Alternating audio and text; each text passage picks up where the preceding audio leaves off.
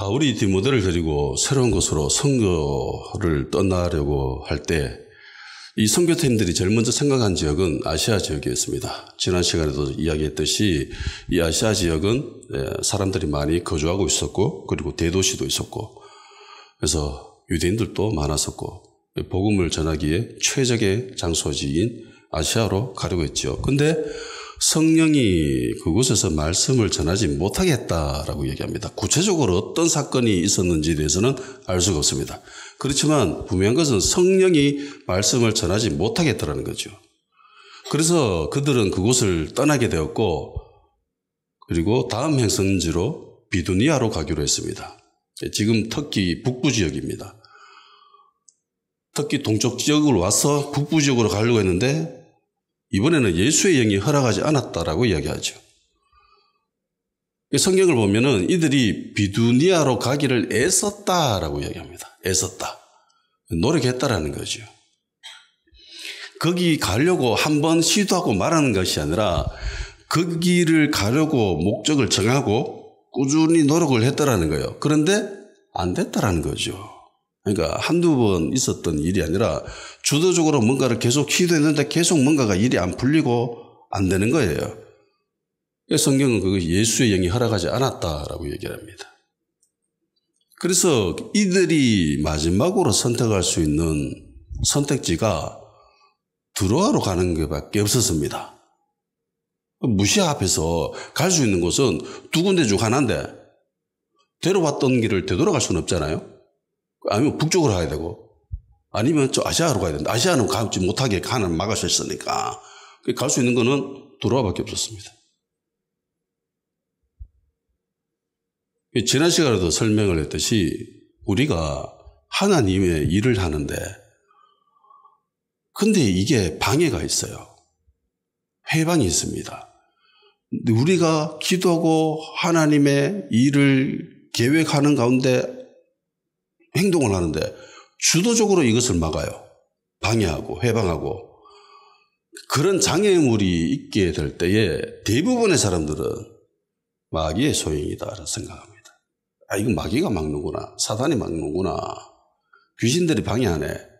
그렇게 생각할 겁니다. 그래서 거기에 따른 적절한 대처를 하겠죠. 예수의 이름으로 막 귀신 쫓아내고 막 대적하고 막 찬양하고 기도하고 그럴 겁니다. 만일 바울의 이 선교팀들이 복음 전하고 말씀을 전하는 이 일을 방해하는 세력이 마귀라고 생각을 하고 판단을 했다면 거기에 적절한 대처를 취했다면 어떻게 되었을까요? 성경은 이 방해하는 주체가 성령님이다, 예수의 영이다 라고 기록되어 있기 때문에 우리가 그런갑다라고 하지 만일 우리가 거기 당사자로 있었다고 칩시다. 그럼 우리가 선교하는데 계속 방해해. 뭐 하려고 하면 방해하고 말씀 전하려면 방해하고 장애물이 생기고 그러면 어떻겠어요? 기분이. 마귀의 소행이라고 생각 안 들겠어요? 그런 생각이 들면 어떤 행동을 취하겠습니까? 당연히 마귀를 대적하겠죠. 기도하고 막 예수 이름으로 막 쫓아내고 그러면서 자기들이 계획하고 있었던 그걸 더 주도적으로 뚫어내려고 노력할 겁니다. 이래 되면 이제 망치는 거죠. 만일 바울의 선교팀들이 이런 일을 했으면 작살나는 겁니다.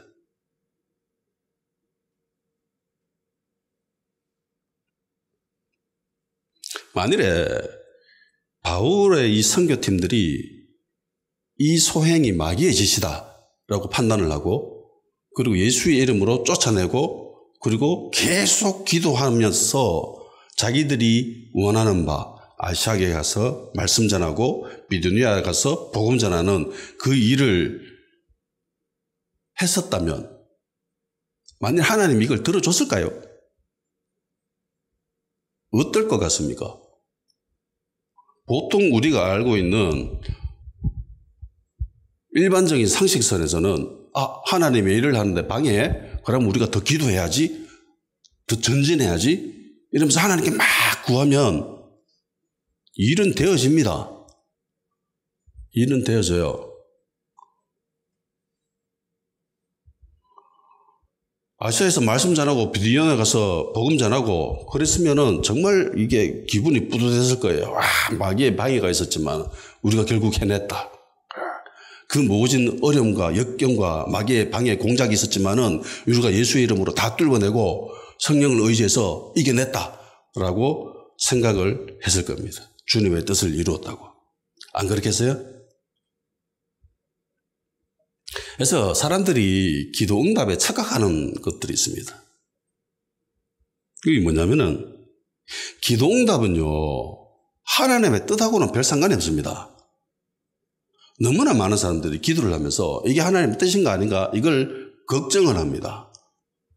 걱정해야 될 거는 나의 믿음이 많으냐 적으냐 이걸 걱정을 해야지 이 하나님의 뜻일까 아닐까 이걸 걱정하고 있어. 많은 사람들이 핑계를 대는 거죠. 자기가 믿음 없음을 인정하지 않으려고 하는.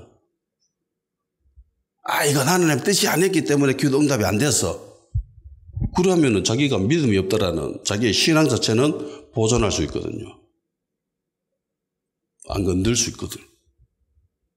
그렇기 때문에 하나님의 뜻을 자꾸 이야기하는 것 같습니다. 그런데 기도에 관해서는 하나님의 뜻하고는 별로 상관이 없습니다. 구약에도 이런 일들이 있었죠. 만나 먹고 메추라기 먹고 고기 먹는 게 하나님의 뜻이었습니까? 광천사역을 하는데 그럼 만나 먹어야죠.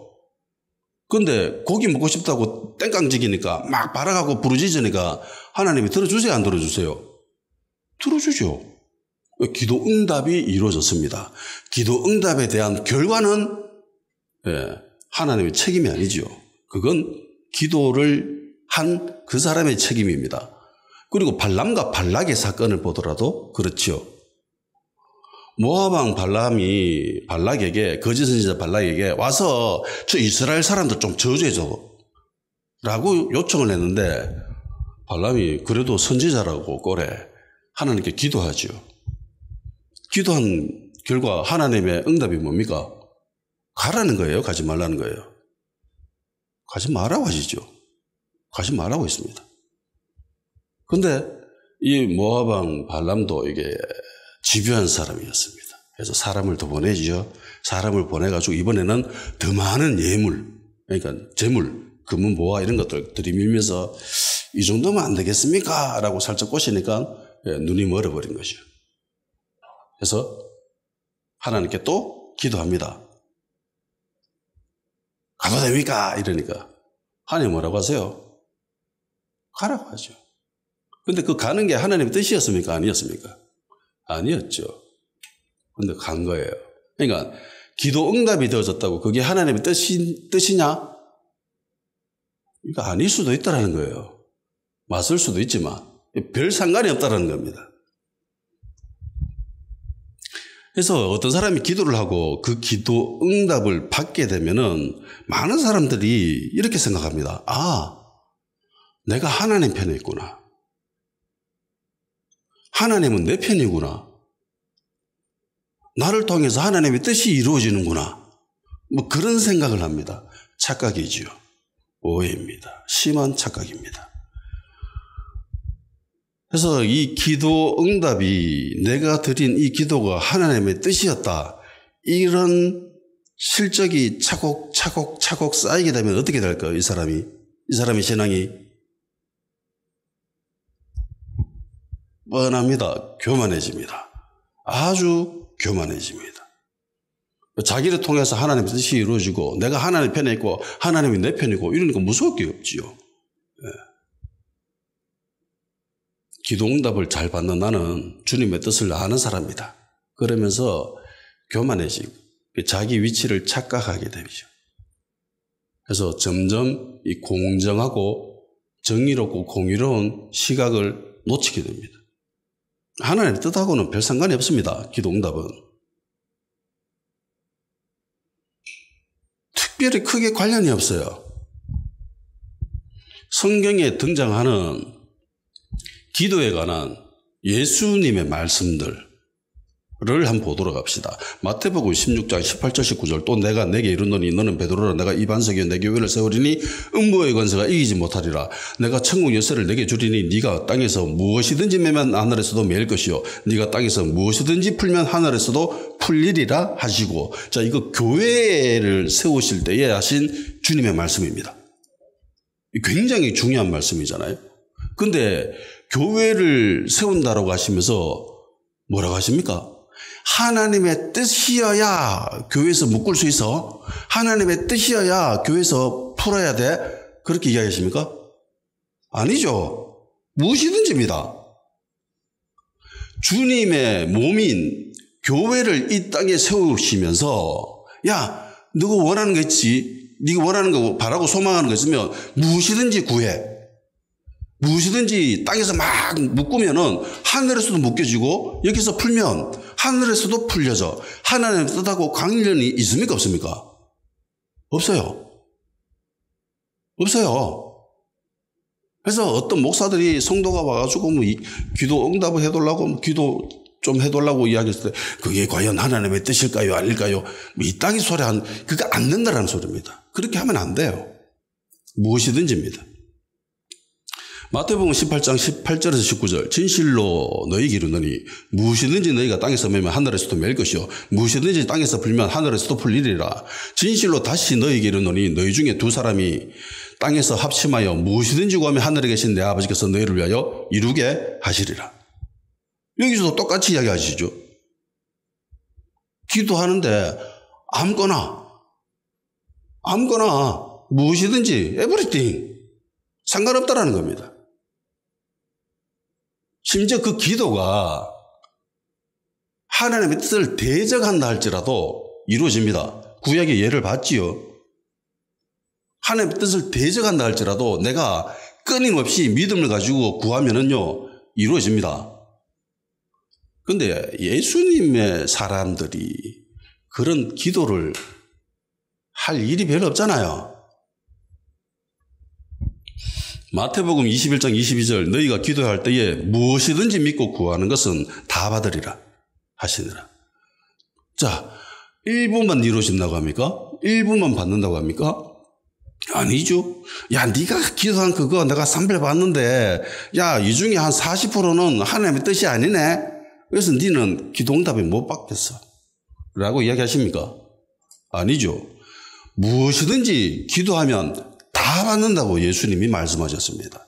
이게 기도에 관한 기본 자세예요. 요한복음 14장 13절 14절 너희가 내 이름으로 무엇을 구하든지 내가 시행하리니 이는 아버지로 하여금 아들을 인하여 영광을 얻으시게 하려 함이라. 내 이름으로 무엇이든지 내게 구하면 내가 시행하리라. 여기에도 하나님의 뜻이 없지요. 무엇이든지입니다. 무엇이든지 예수님 이름으로 구하면은 하나님이 주신대요. 그게 하나님이 영광 받으시는 길이랍니다. 요한복음 15장 7절 너희가 내 안에 거하고 내 말이 너 안에 가면 무엇이든지 원하는 대로 가라. 그리하면 이루리라. 요한복음 16장 23절 24절 그날에는 너희가 아무것도 내게 묻지 아니하리라. 내가 진실로 너희에게 이르노니 너희가 무엇이든지 아버지께 구하는 것은 내 이름으로 주시리라. 지금까지는 너희가 내 이름으로 아무것도 구하지 아니하였으나 구하라. 그리하면 받으리니 너희 기쁨이 충만하리라. 아멘. 기도에 관한 예수님의 말씀을 쭉 살펴보면은 다 거의 대부분이 무엇이든지 구하라. 그리하면 받는다. 입니다. 여기에 하나님 뜻이 없어요. 친히 예수님께서 기도에 관하여서 말씀하신 내용들이 이렇습니다. 그런데 왜 우리는 하나님의 뜻이냐 아니냐 이거를 묻고 있을까요? 그래서는 안 된다라는 겁니다. 하나님의 뜻이면 응답이 되고 하나님의 뜻이 아니면 응답되지 않을 것이야 라고 생각하고 있는 그런 사람들에게는 어떤 이미지가 있냐면은 겟세마네 동산에서 하신 예수님의 모습 때문입니다. 예수님이 그땐 그렇게 기도하셨지요. 하나님의 뜻이면 이루어질 거고 아니면 이 잔을 좀 채워주십시오. 제가 좀 실례요. 이거 감당하기가 좀 무섭네요. 힘드네요. 그러면서 이야기하셨죠. 이거는요, 사명에 관한 겁니다. 사명. 특별히 우리가 그리스도인으로 살아갈 때 특별히 하나님의 일에 대한 사명에 대한 그런 부르심이 있을 때가 있습니다. 기도도 종류가 있잖아요. 예. 기도도 종류들이 있거든요. 종류에 맞게끔 대처를 해야 된다는 겁니다. 예수님 하신 그 기도는 어떤 사람에는 일평생 한 번도 없을 수도 있습니다. 근데 그 특이한 케이스를 가지고 와가 일반화시켜가 자기가 하는 모든 기도에다가 대입시키려 하면은 그건 안 되는 거죠. 그건 바람직하지 않습니다. 마치 아이가 원하는 게 있으면은 부모에게 요구하죠. 아빠, 이번 생일에 나 아이폰 사줘. 막 땡깡지기입니다. 안 돼. 아이폰 사줘. 안 돼. 어떤 애는 뭐 불도 질러버리고, 뉴스 보기 그렇더라고요. 예. 불 지르기 전에 저는 주는 편입니다. 불 지르면 안 되잖아요. 그러니까 아이가 아버지의 마음을 헤아리고 아버지의 뜻이 저렇다라는 걸 인지하고 요구합니까? 아니죠. 지가 원하는 거예요. 지가. 부모는 그 아이가 사랑스럽기 때문에 주는 거예요. 하나님과 우리의 관계도 그런 거예요. 그렇기 때문에 쥐가 하나님도 아니면서 뭐 고상한 척하면서 뭐 하나님의 뜻이면 이루어지게 하고 하나님의 뜻이 아니면 짬뽕을 못 먹게 하시고 하나님의 뜻이면 짜장면을 먹게 해 주십시오. 있다고 기도는 해서는 안 된다는 겁니다. 상관이 없어요.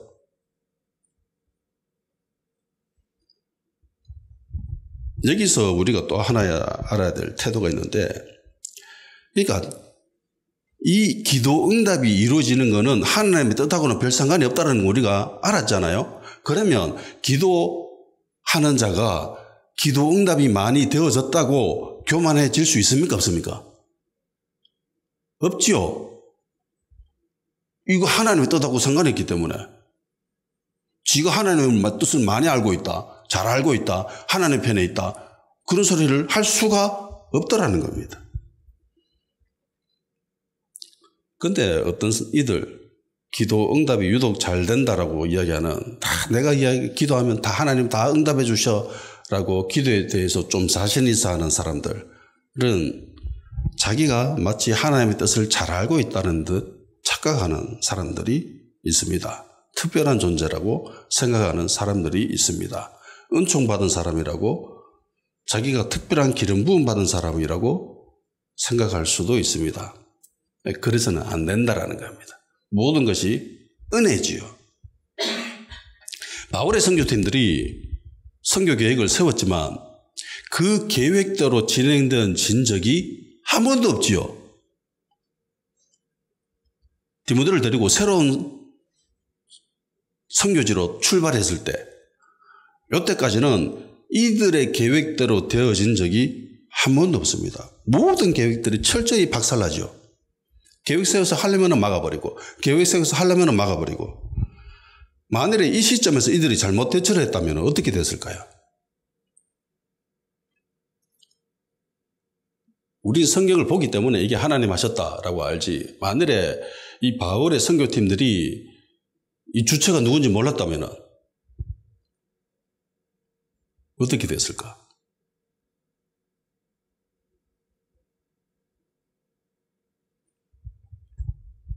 만일에 이들이 이게 마귀가 하는 짓이다 라고 생각을 하고 자기 계획대로 밀어붙였다면 자기들이 마귀를 대적해서 하나님의 뜻을 이루었다라고 생각하겠죠. 복음 전환 드디어 우리가 했다 이러면서. 근데 실제 세계에 있어서, 진리의 세계에 있어서, 영적 세계에 있어서는 이들은 하나님을 대적하게 된 거죠. 하나님 거기 가지 말라고 했는데. 근데 다행히 바울의 선교팀들은 굉장히 지혜로웠습니다. 영적인 세계를 분별할 줄 알았습니다. 그래서 이게 하나님 하시는구나 라고 생각을 했지요. 왜 그렇게 하시는지는 모르지만 이건 성령님이 하셨다. 예수의 영이 하셨다라고 발걸음을 옮깁니다. 방향을 틀지요. 해서 많은 사람들이요, 영적 세계를 잘 분별하지 못합니다. 자기는 꽤 영적인 사람이다라고 생각을 하지만은, 그래서 자기가 잘 알고 있다, 그 길을, 그 방향을 정하지만은 실상은 그렇지 않는 게 대부분입니다. 보십시오. 이 바울의 선교팀들의 특징이 있지요. 바울은 기도도 많이 하지요. 그리고 실라도 기도도 하는 사람입니다. 근데 특징이 뭐예요? 이 두 사람의 주된 특징. 말씀의 은사죠. 바울이 실라를 왜 택했습니까? 말씀을 잘 가르쳐가. 그래서 택했죠. 그러니까 하나님의 말씀에 대해서 잘 알고 있었던 사람들입니다. 주님이 하신 말씀이 무엇인지 잘 이해하고 있었던 사람이에요. 그래서 뱀처럼 지혜로워라고 하신 그 말씀에 대해서 이들은 분명히 알고 있었을 겁니다. 그래서 피했지요. 장애가 있었을 때에. 그래서 기도도 해봤는데 이 일을 맡고 있는 세력은 마귀가 아니다. 이건 하나님이다. 성령님이다. 예수의 영이다. 라는 것을 깨달았습니다. 그래서 그 인도한 결과, 그러니까 하나님의 인도함이라고 하는 거는요, 긍정적인 면에서 인도함이 있고 역설적인 면에서 인도함도 있습니다. 이때의 하나님의 인도함은 역설적인 인도함이죠. 부정적인 인도함입니다. 내가 어떤 길을 가려고 하는데 그걸 계속 차단함으로써, 그러니까 마치 양치기가 양떼를 몰고 가듯이 양이 막 지 가려고 하는데 그 길을 다 이 양치기가 막잖아요. 목동의 개들이 막아가지고 자기가 원하는 방향으로 막 몰아넣듯이 그렇게 인도하는 인도함이었습니다. 어떤 경우는 하나님이 야 이쪽으로 와야 돼 가자라고 이야기하는 그런 인도함도 있지만은 지금의 인도함은 부정적인 인도함이죠. 역설적인 인도함입니다. 그래서 결국은 이들이 드로아에 도착합니다. 여기 밖에는 갈 수 없게끔 하나님이 만드셨기 때문에 여기에 도착했습니다. 아시아 대륙의 끝이죠. 항구 도시예요. 여기서 배 타고 건너가면 유럽입니다. 그리고 밤에 바울은 환상을 보게 됩니다. 마게도냐 사람 한 명이 서가지고 이쪽으로 와서 우리를 도와달라라고 손짓하는 모습을 보게 되지요. 바울이 환상을 봤습니다. 그러면 바울은 어떤 때에 환상을 봤을까요? 어떤 사람들은 기도할 때 환상이 열린다라고 이야기하는 사람들이 있습니다. 그런데 성경을 보면은 바울이 무엇을 하고 있다가 환상을 봤는지 기록하고 있지 않아요. 기도했다면은 기도했다라고 기록했을 겁니다. 베드로의 경우를 보면은 그렇지요. 베드로가 기도하고 있을 때에 보자기가 내려와 가지고 야 이거 잡아먹어 라고 했지요. 근데 기록이 없습니다. 무엇을 하고 있는지에 대해서. 그렇다라는 것은 그냥 일상적인 삶을 살았다는 거죠. 일상적인 삶을 살았다. 구약에 봐도 에스겔, 그러니까 환상이라고 하면 에스겔이죠. 환상이라고 하면 다니엘입니다. 이 두 사람이 이 환상에 대한 대가들이잖아요. 근데 에스겔의 모습을 보면은 그냥 그발 강가에 포로들하고 같이 서 있는데 그냥 환상이 열렸대요. 그러면서 진짜 놀라운 그 환상을 경험한 거예요. 기도하고 있었다는 게 아닙니다. 그냥 그발 강가에 서 있었는데 근데 환상이 확 열려버려요. 다니엘도 그렇습니다. 다니엘도 뭐 기도하고 있었다 이런 이야기가 없습니다. 그냥 일상적인 삶을 살아가는데 환상을 경험한 거예요. 반면에 베드로는 기도하는 도중에 환상을 보게 되죠. 그러니까 뭡니까? 환상은 기도해야 볼 수 있습니까? 아니다라는 거죠. 환상은 기도 중에 열릴 수도 있고 아닐 수도 있습니다. 그냥 뭐 밥 먹다가 볼 수도 있고요. 누워있다가 볼 수도 있고요. 길가 지나가다가 볼 수도 있고 앉아가 멍하니 있다가 멍때리다가 볼 수도 있고 TV 보다가 볼 수도 있고 똥 누다가 볼 수도 있고 그런 겁니다. 물론 환상을 경험하려면 기도가 축적되어야 됩니다. 반드시 기도의 사람이어야 환상을 경험할 수가 있습니다. 평소 기도로 통해서 하나님과 가까워지고 친밀해지고 그런 거룩한 상태에서 그냥 일상삶을 살아가다가 그때는 정확히 알 수 없지만 하나님의 주권 가운데 그냥 나타나는 거예요. 그러니까 어떤 사람은 환상을 일평생 한 번도 경험해 보지 못할 수가 있지요. 대부분이 그렇습니다. 하나님 은혜가 주시면 보기도 합니다. 환상에 대해서도 잠시 설명하자면은 몇 가지 종류가 있지요. 성경에 나와 있는 것들만 보더라도 의식이 완전히 살아있는 상태에서 경험하는 환상이 있습니다. 내가 지금 무엇을 하고 있고 내가 지금 어떤 상태고 그러는 가운데 이 환상이 어떤 의미인지 그걸 분명하게 인식하고 알아채는 그런 환상이 있어요. 열린 환상이라고도 이야기하는. 에스겔이 경험했던 거, 다니엘이 경험했던 거, 베드로가 경험했던 거 그런 것들이죠. 정확하게 알고 있죠. 내가 지금 뭐 하고 있는지. 근데 그 반면에 의식이 불명확한 상태에서 경험하는 환상들도 있습니다. 대표적인 예가 바울입니다. 바울이 고린도후서 12장에 자기 자신에 대해서 변호하면서 나도 자랑할 거리들이 많거든 이러면서 그러니까 사람들이 자꾸 뭐 영적인 그런 은사에 대해서 막 이야기하고 네가 사도가 맞네 아니네 이러면서 막 깎아내리려고 하고 이러니까 야 나도 자랑할 게 있거든 이러고 이야기하면서 말하는 게 있죠. 무익하나마 내가 부득불 자랑하노니 야 이거 별로 이로운 게 없지만은 너희들이 하도 날 공격하니까 내가 자랑 한번 할게. 주의 환상과 계시를 말하리라. 내가 그리스도 안에 있는 한 사람을 아노니 이거 자기 자신이거든요. 자기 자신인데 자기 자신 아닌 척 이렇게 이야기하죠. 그는 14년 전에 셋째 하늘에 이끌려 간 자라. 그가 몸 안에 있었는지 몸 밖에 있었는지 나는 모르거니와 하나님은 아시느니라. 내가 이런 사람을 아노니 그가 몸 안에서 있었는지 몸 밖에 있었는지 나는 모르거니와 하나님은 아시느니라. 그가 낙원으로 이끌려가서 말로 표현할 수 없는 말을 들었으니 사람이 가히 이르지 못할 말이로다. 셋째 하늘을 경험했다는 거죠. 천국이죠. 천국입니다.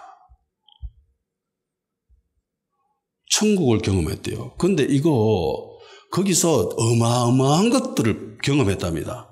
근데 그 어마어마한 것들을 경험하고 보고 듣고 다 그랬는데 자기 자신에 대해서 정확하게 인식을 못하지요. 내가 지금 어떤 상태에 있는지 내가 지금 이거 꿈꾸고 있는 건지 잘 모르겠다.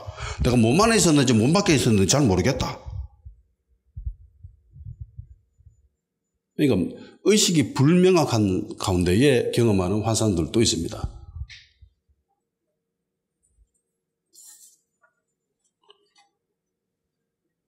하나님은 자신의 뜻을 펼쳐 보이는 것, 우리는 이걸 계시라고 이야기합니다.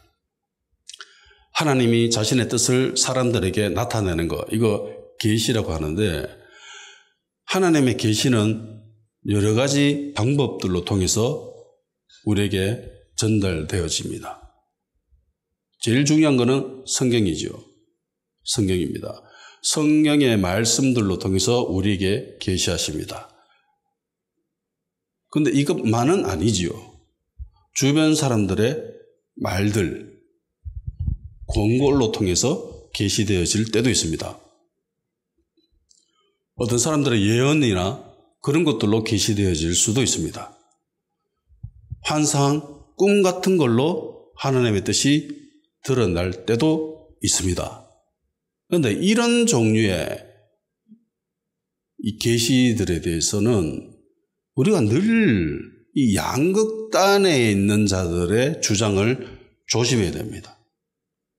늘 그렇듯이 양극단은 위험해요.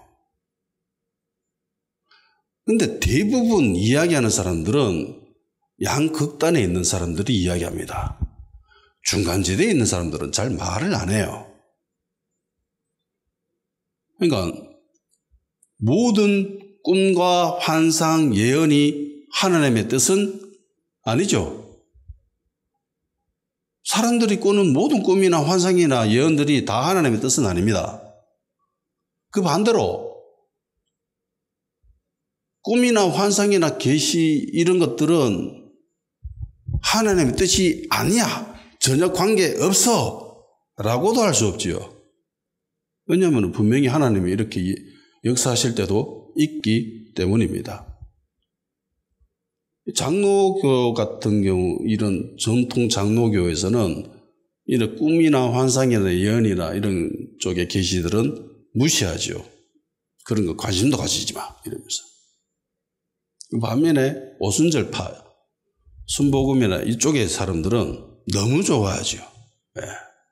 그래서 제가 아는 한 목사님이 선교지를 떠나기 위해서 준비하는 가운데 기도원을 찾아갔답니다. 기도원에 가서 기도하고 모임 갖고 하는데 다 꿈꾸는 사람들이 모여있대요. 모여가지고 서로 대화하고 나눔 갖고 일하는데 다 자기가 무슨 꿈 꿨는지 그거 이야기하고 있더랍니다. 근데 이분은 좀 약간 전통 장로교파 출신이거든요. 그게 너무너무 힘들더래. 다 모여가지고 아줌마들이 꿈 이야기만 하고 있더래. 실제로 이런 사람들이 꽤 있습니다.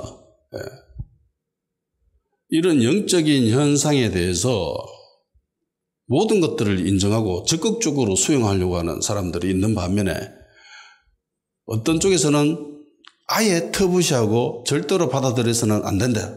말도 꺼내지 마라. 교회에서 그런 것들은 입 밖에도 끄집어내지 마라. 라고 이야기하는 쪽도 있지요. 제가 저 교회는 참 영적인 것에 관심도 많고 기도도 많이 하고 집회도 많이 하는 그런 교회인 줄로 알았는데 알고 보니까 그 교회 권사님이 이야기하시는데 자기 교회에서는 절대로 기도할 때 방언을 못한대요. 방언 못하게 한답니다. 근데 집회할 때는 막 전 세계에 유명한 은사 가진 사람들 막 와가지고 예언하고 막 난리지기거든. 근데 교회 정규 예배, 새벽 기도, 금요 기도 이런 거 할 때는 절대로 방언 기도 못하게 한답니다. 그렇게 소위 열려 있다라고 하는 그런 교회조차도 이런 부분에 대해서 터부시하는 거죠. 방언은 못하는데 예언, 뭐 환상, 꿈 이거 가능하겠습니까? 절대로 안 되죠.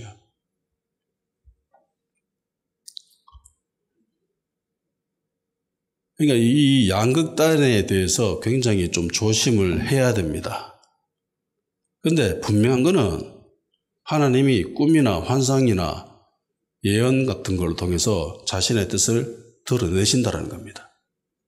그러면 우리는 어떤 태도를 취해야 되는가?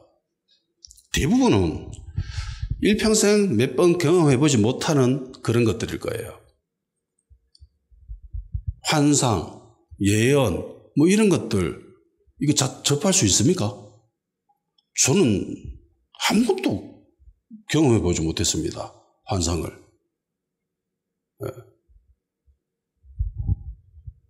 보고 싶긴 해요. 근데 경험해보지는 못했습니다. 대부분의 사람들은 이럴 거예요. 일평생 한번 해볼까 말까. 뭐 그런 정도. 근데 꿈 같은 경우는 안 그렇지요. 환상은 일어날 가망성이 거의 없는 그런 케이스고, 근데 꿈은 그렇지 않지요. 어떤 사람들은 매일 꿈 꿉니다.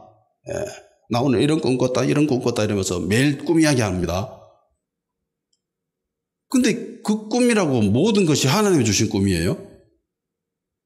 아니죠. 잘 구분해야 됩니다. 대부분은 개꿈일 겁니다. 그러니까 별 의미 없는 꿈. 별 의미가 없는 그런 꿈일 거예요. 근데 분명히 하나님이 보여주시는 꿈들이 있습니다. 그러면 그 꿈들은 어떤 특징을 가지고 있는가? 성경을 봐야죠. 늘 우리는 성경을 기준으로 판단을 해야 됩니다.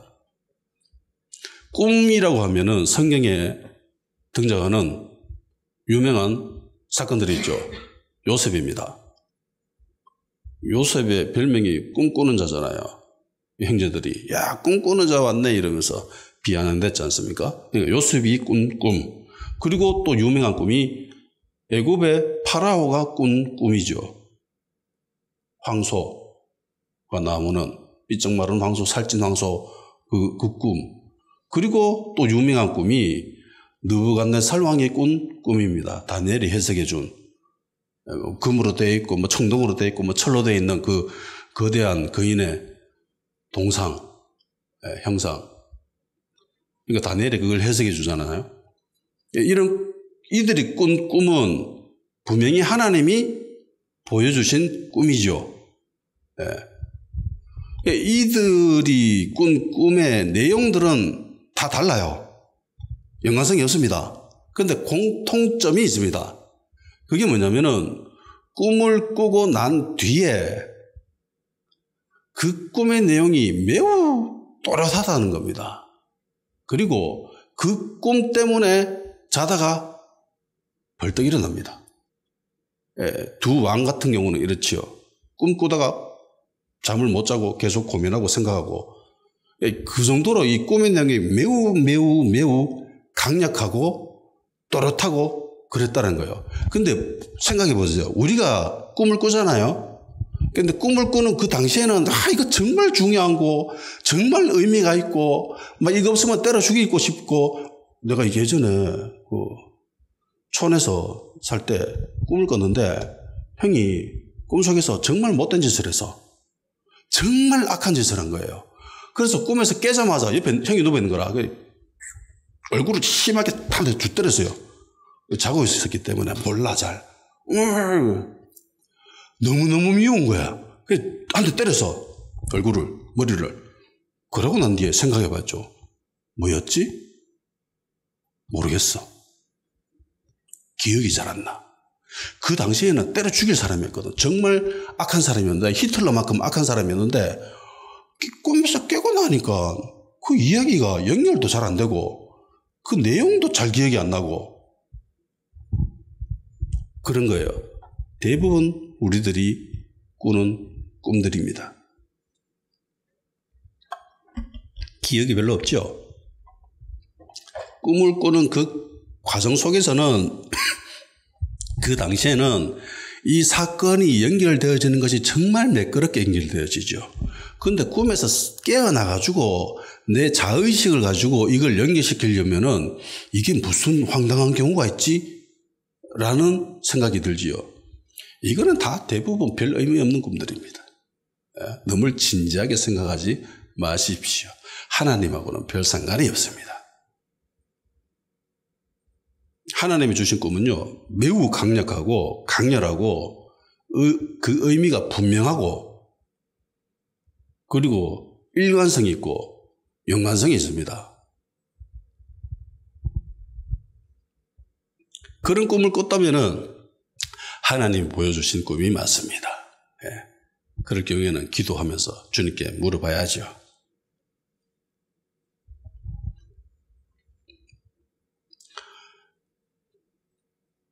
하나님이 우리에게 본인의 뜻을 드러내시는 이 계시가 가장 완벽하게 완전하게 나타나 있는 것은 성경밖에는 없습니다.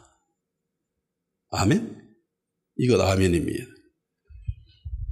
그렇다고 꿈이나 환상, 예언이 하나님이 계시하지 않는 것도 아니에요. 그것으로 통해서 하나님이 자신의 뜻을 드러내시기도 합니다. 근데요, 이런 계시들은 한계가 명확합니다. 꿈을 꾼 당사자, 환상을 본 그 당사자, 혹은 그 환상과 연결되어 있는 소수의 몇몇 사람들 혹은 그 공동체에 국한되어지는 겁니다. 이해가 되세요? 성경은 어느 시대, 어느 문화권에서도 모든 사람들에게 적용되어지는 계시지만은 꿈이나 환상, 예언 같은 경우는 모든 사람들에게 적용되어져서는 절대로 안 된다는 거예요. 꿈을 꾼, 환상을 경험한 그 당사자 혹은 자기가 본 그 환상과 연결되어 있는 사건들의 몇몇 사람들 혹은 일부 시점에 국한되어지는 그런 계시입니다. 아멘? 이거 구분 못하면은 이제 망치는 거예요. 교회가 질서가 무너지는 겁니다. 바울을 한번 보십시오.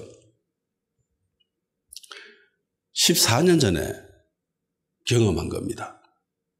그런데 이때까지 한 번도 말을 안 했습니다.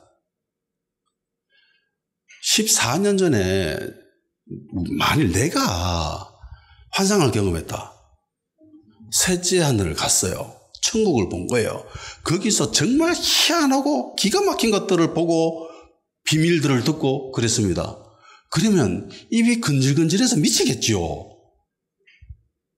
막 이야기할 겁니다. 저 사람 깨가지고 와 내가 지금 환상 봤다 이래, 내가 천국 갔다 왔다, 예수님 보고 왔다 이러면서 막 잘하고 난리질 겁니다.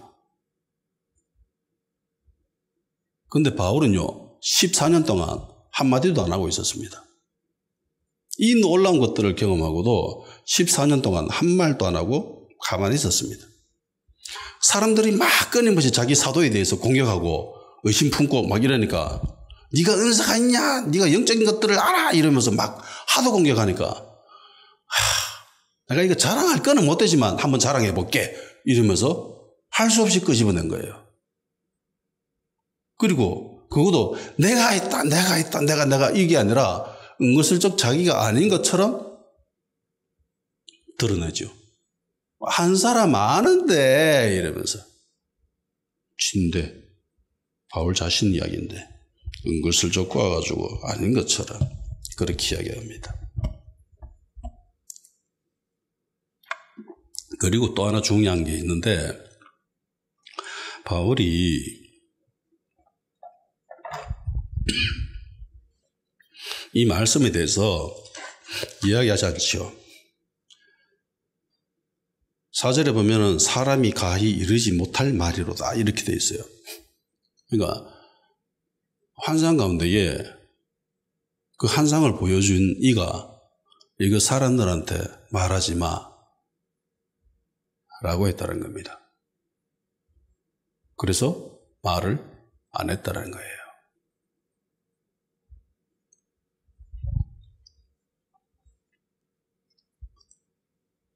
하나님께서 은혜를 베푸셔가지고 우리에게 환상을 보여주셨다. 나에게 환상을 보여줬다. 그러면 의식이 있으니까 환상을 경험할 때는 반드시 물어봐야 됩니다. 이 환상을 왜 보여주셨는지, 그리고 이 환상을 말해야 되는지, 말한다면 누구에게 이야기해야 되는지에 대해서 물어봐야 됩니다. 그리고 그 환상이 하나님께로 왔다면은 예수님은 거기에 대답하실 겁니다. 만약에 그게 없다. 그러면 어느 정도 무시해 버리십시오. 바울처럼 그냥 입 꾹 닫고 그냥 말하지 마세요. 계시된 완전한 하나님의 말씀과 개인에게 주어진 환상의 계시 중에 무엇이 더 중요해요? 당연히 말씀이죠. 그런데 내가 본 그 환상과 기록되어진 하나님의 말씀과 부딪혀요. 안 맞아. 그러면 내가 본 그 환상을 믿어야 돼요? 따라야 돼요? 따라서는 안 됩니다. 마귀도 광명한 천사로 가정하잖아요. 마귀가 보여줄 수도 있는 겁니다.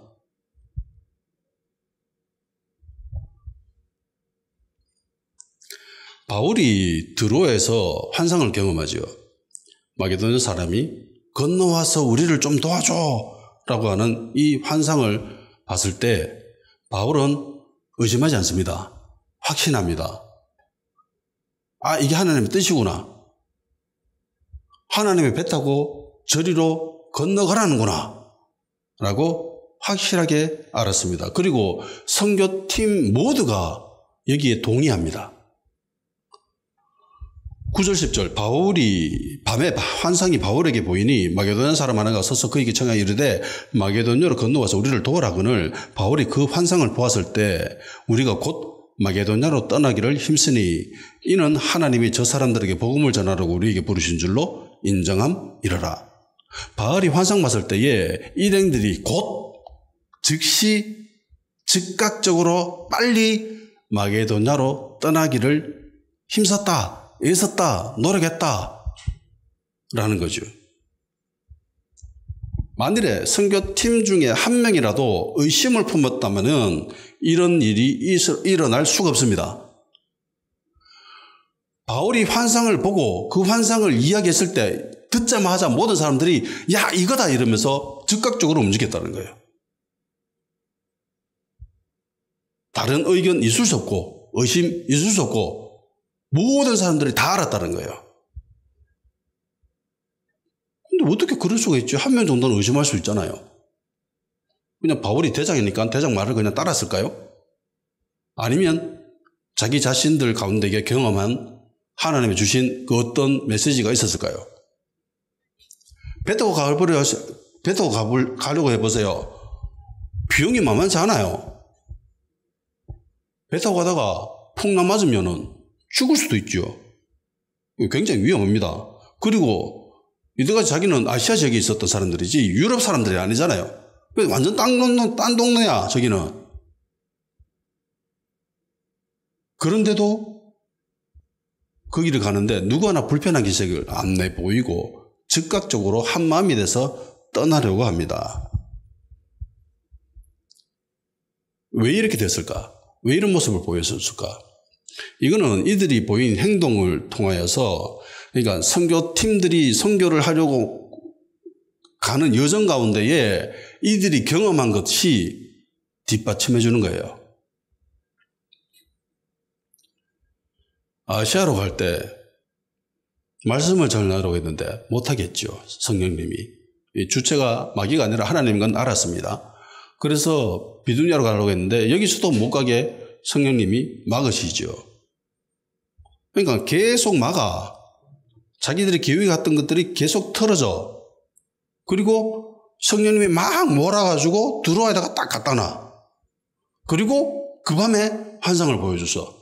그러면 이 같이 동행했던 사람이라면 그 누구도 인정하지 않을 수가 없는 거예요. 아, 이래서 하나님이 이렇게 하셨구나. 아, 이래서 아시아에서 말씀 못 전하겠구나.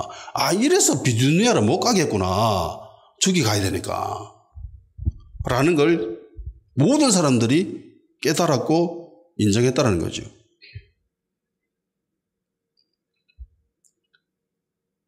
아시아에서 말씀 전하지 못하게 했을 때에 이 선교팀들이 왜 전하지 못하게 하는지 알았나요? 왜 말씀 못 전하게 하지? 알았어요? 몰랐지요. 환상 보고 난 뒤에 깨달았는 겁니다. 환상 보고 난 뒤에 뒤늦게 알은 거예요. 비두니아를 가려고 했을 때 못 가게 했습니다. 막았습니다. 왜 막으셨는지 알았나요? 몰랐지요. 그저 이들이 한 거는 순종밖에 없지요. 그 당시 하나님의 뜻에 순종한 것밖에는 없습니다. 그러니까 하나님의 뜻을 알고 순종하는 것은 그닥 어렵지 않아요. 그렇잖아요. 그런데 하나님이 본인의 자신의 뜻을 확실히 계시하시고 그럴 때도 있지만 아닐 때가 대부분이잖아요. 우리가 순종하는 것은 하나님의 뜻이 명확하게 뭔지 잘 모르고 순종해야 될 경우가 더 많습니다. 그러니까 제일 좋은 순종은 하나님의 뜻을 모르고 순종하는 겁니다. 제일 좋은 믿음은 보지 않고 믿는 믿음이지요. 그게 복된 믿음입니다. 복입니다. 보고 믿는 거는 누구나 알 수 있습니다. 하나님의 뜻을 알고 순종하는 거는 모르고 순종하는 것보다 훨씬 쉬워요. 아니까 저 끝에 뭐가 있는지.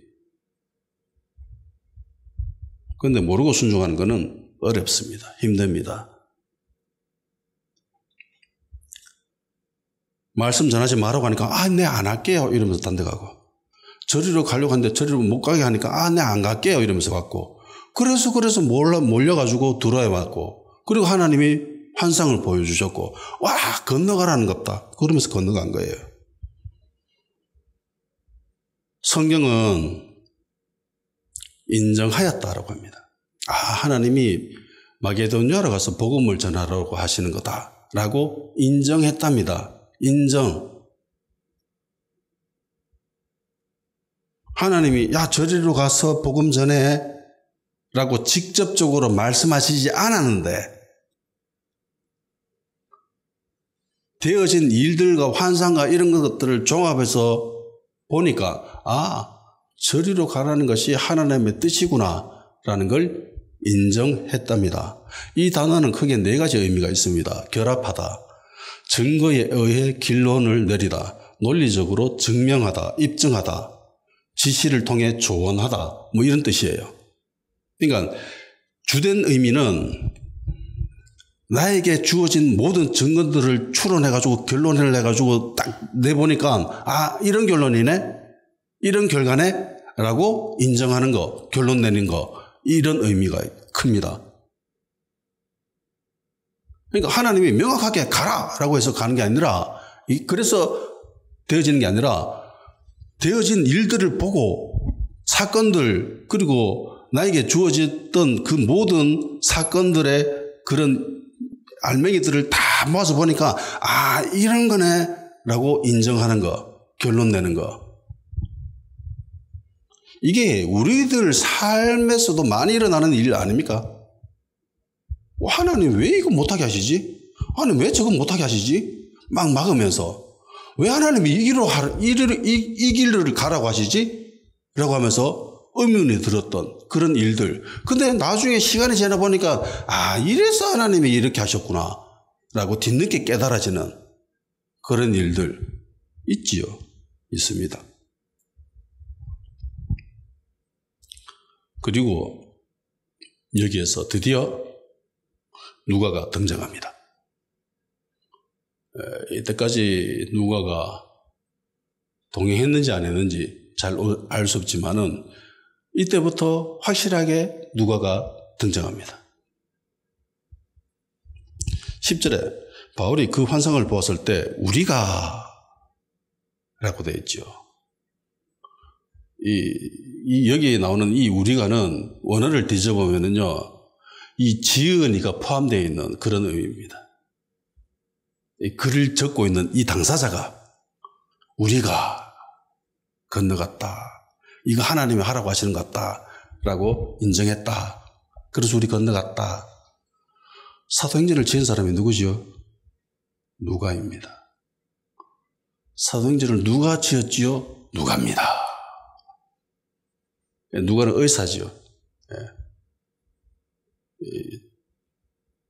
이 누가가 여기에 동행을 하게 됩니다.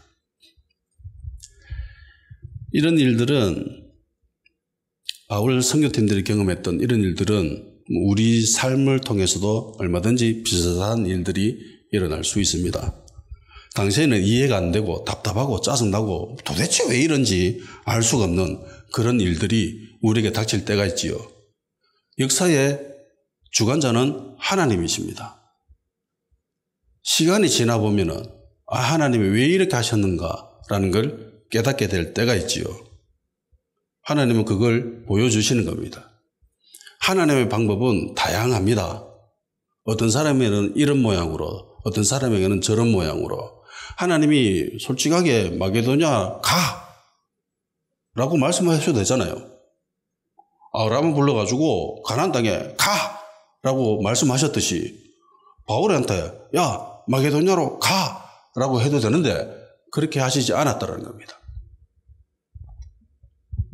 이런 모습들은 우리 삶 가운데 얼마든지 나타날 수 있는 것들이에요. 그래서 하나님의 그 많은 수들을 미리 보여주시고 바울이 그렇게 순종하며 갔듯이 우리도 순종하며 갈 수 있게끔 그렇게 미리 말씀하고 계시는 겁니다. 나의 삶을 통해서 성령님이 하신 일이라고 인정되어지는 그런 복된 주님의 사람이 되기를 주의 이름으로 축원합니다. 다 같이 기도하는 시간 가지도록 합시다. 영적인 일을 구분할 수 있는 지혜와 계시행을 우리에게 허락하여 주시옵소서. 영적인 현상을 경험하고 그러므로 통해서 나의 삶으로 통해서 주님의 일이 인정되어지고 결론되어지는 그런 복된 삶이 될 수 있도록 역사하여 주시옵소서. 그리고 주신 말씀 생각나는 대로 기도하시고 개인의 기도 제목 가지고 기도